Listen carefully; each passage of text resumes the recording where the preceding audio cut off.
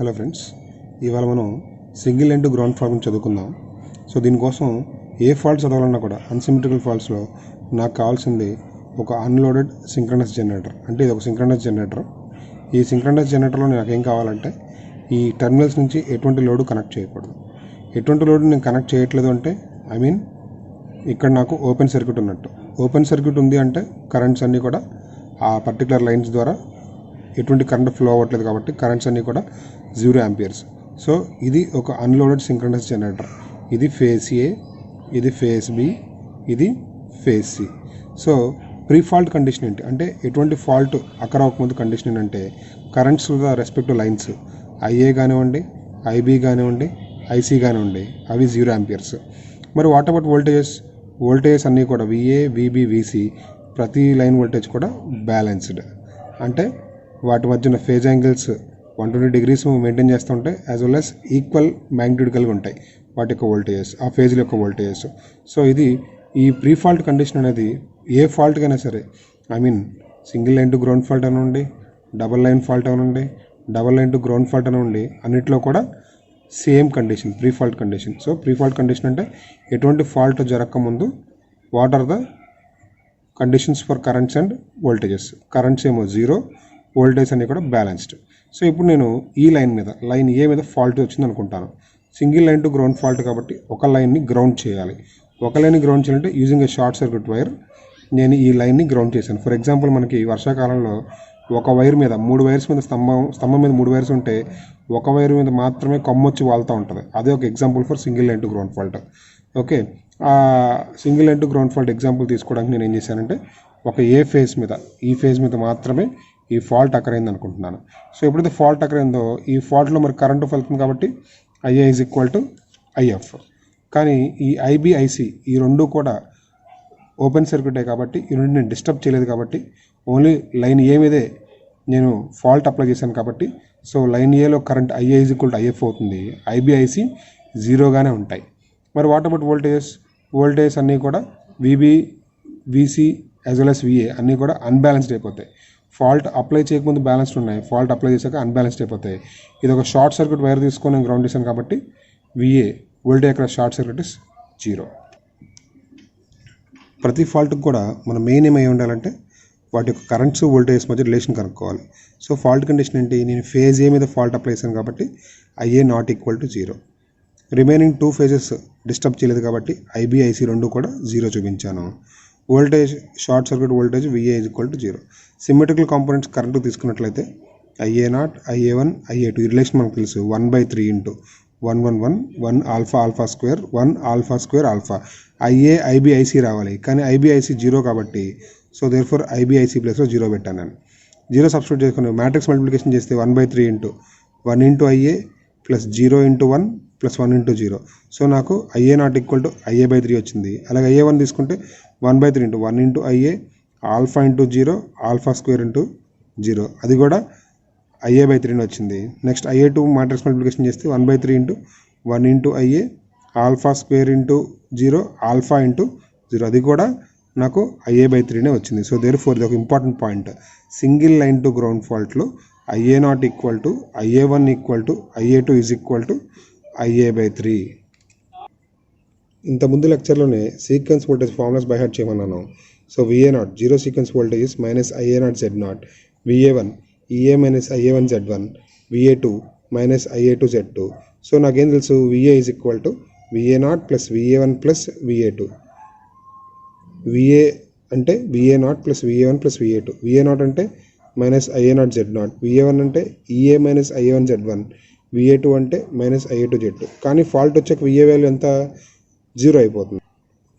So అందుకనే but VA is equal to 0 after fault అని రాశాను. So VA plus 0 by substitute చేసుకొని as well as నాకు condition తెలుసు. ఏంటా కండిషన్, IA0 అన్నా IA1 అన్నా ఐఏ2 అన్న 3 ఈక్వలే కాబట్టి so in terms of IA1 common తీశాను.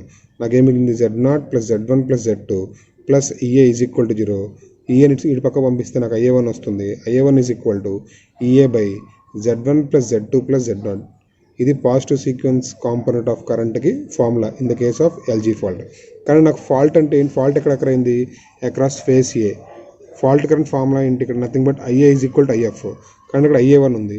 IA1కి IA రిలేషన్ ఉందా నేను చూసుకుంటే ఒకసారి నాకు గమనిస్తే IA1 is equal to IA/3. దాని నుంచి IA అంటే 3 టైమ్స్ ఆఫ్ IA1 రాయొచ్చు. బట్ IA1 అన్నా IF అన్నా ఒకటే కాబట్టి IA అన్నా IF అన్న ఒకటే కాబట్టి so IF is equal to IA is equal to 3 times of IA1. So IA1 అంటే EA/Z1 + Z2 + Z0.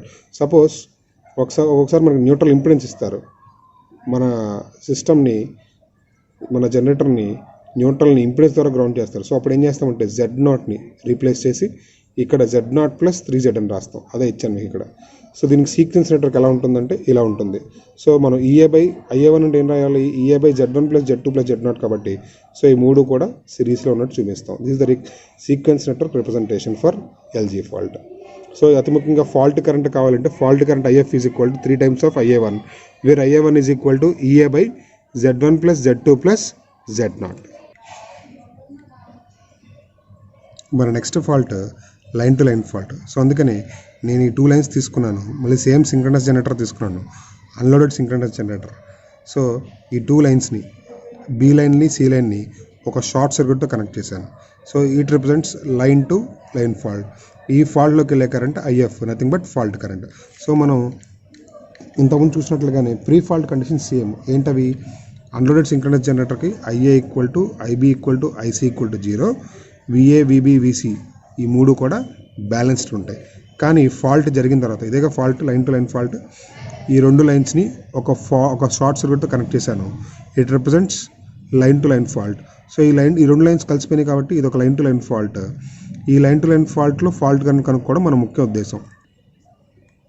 ఏంటి మన రిక్వైర్మెంట్స్, ఫాల్ట్ కండిషన్ ఏంటంటే మనం జాగ్రత్తగా చూస్తే ఇక్కడ ఈ IB IC 2 కరెంట్స్ ఆపోజిట్ డైరెక్షన్లో ఉన్నాయి, అవునా. సో అందుకనే IB ఈక్వల్ టు IF అని రాశాను, యాజ్ వెల్ యాజ్ అది కూడా equal to -IC. So IB is equal to -IC is equal to IF.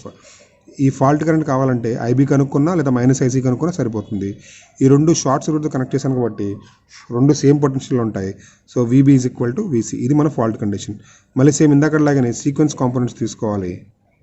So sequence components of currents representation IA0 IA1 IA2 is equal to 1/3 into మళ్ళీ same matrix 1 1 1 1 alpha alpha square 1 alpha square alpha into IA 0 వేసారు. So అందుకే 0 పెట్టుకున్నాను.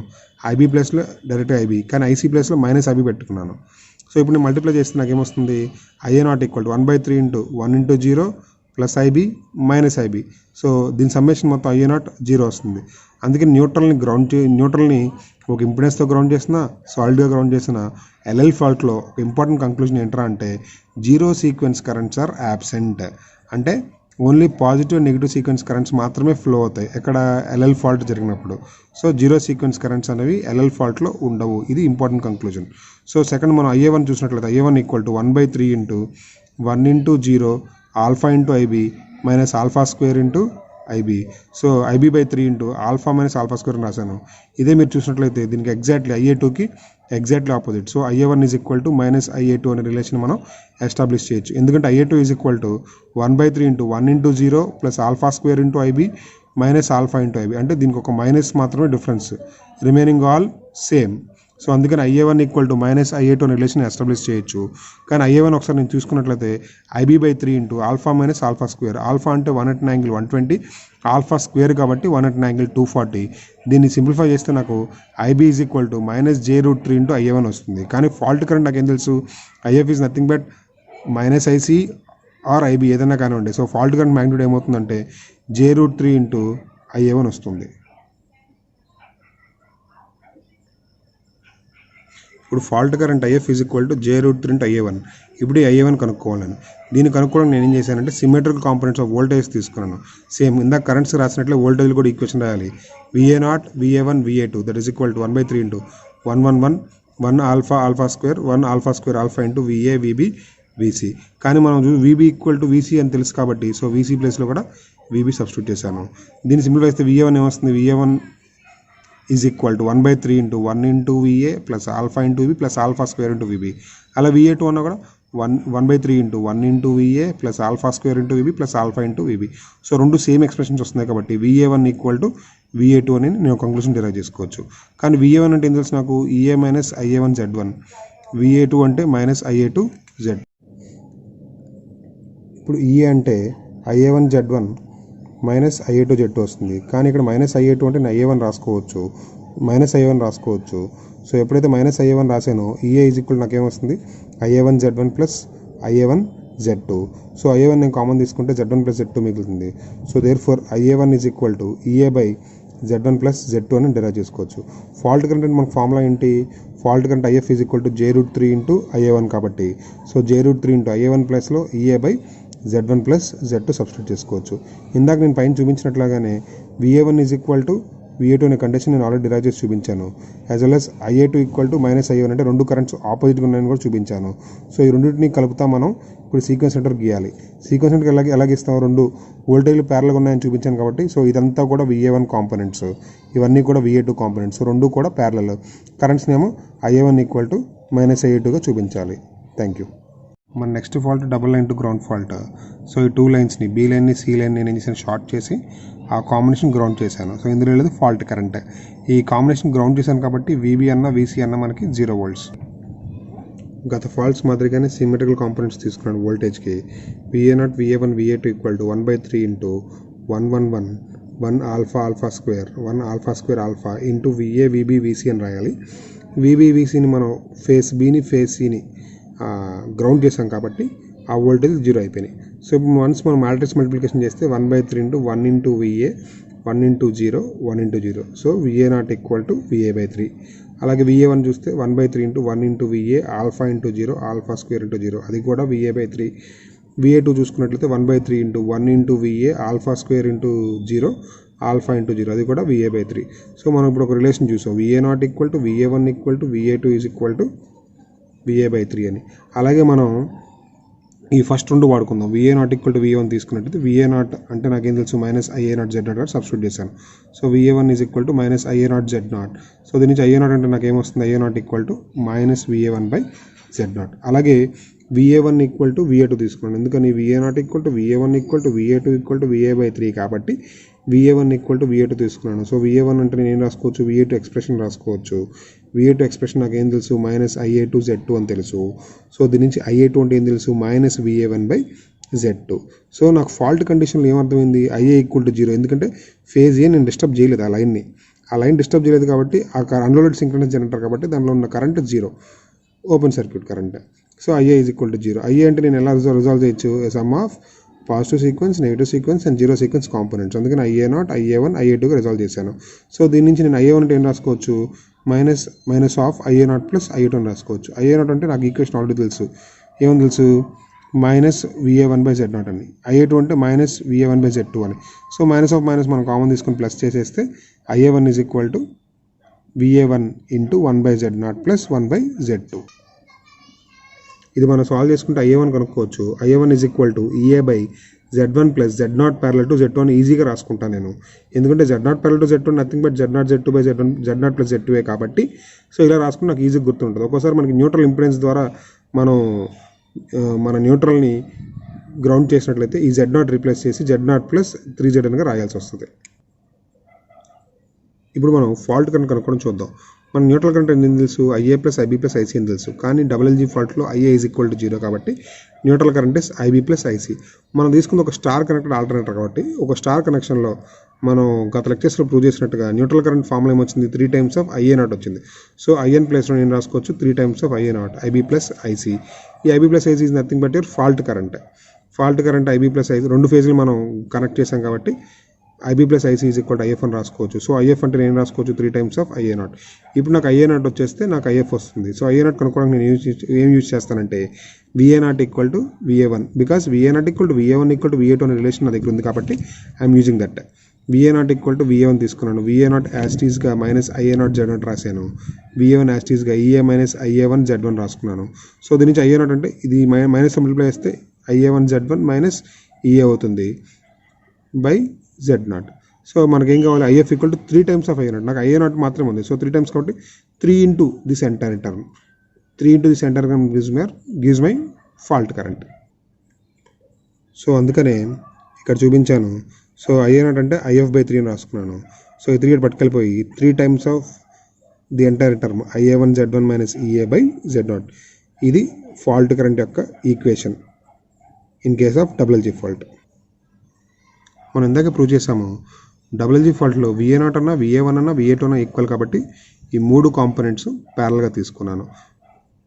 Okay, so next type of fault three phase fault. Three phase fault ఒక symmetrical fault actually. So అందుకని ఈ ఫాల్ట్లో ఏమవుతుందంటే ఒకే ఒక current flow అవుతుంది. మనలాగా ఇంత ముందులాగా నెగిటివ్, జీరో, పాజిటివ్ 3 రకాల కాంపోనెంట్స్ ఉండవు. ఒకటే కాంపోనెంట్ ఉంటుంది. ఆ కాంపోనెంట్ పాజిటివ్ కాంపోనెంట్ ఫ్లో అవుతుంది. సో గుర్తుపెట్టుకోవాలి, 3-ఫేజ్ ఫాల్ట్లో ఫ్లో ఒకే ఒక current positive sequence current. So ఇది ఈ సర్క్యూట్ యొక్క రిప్రజెంటేషన్.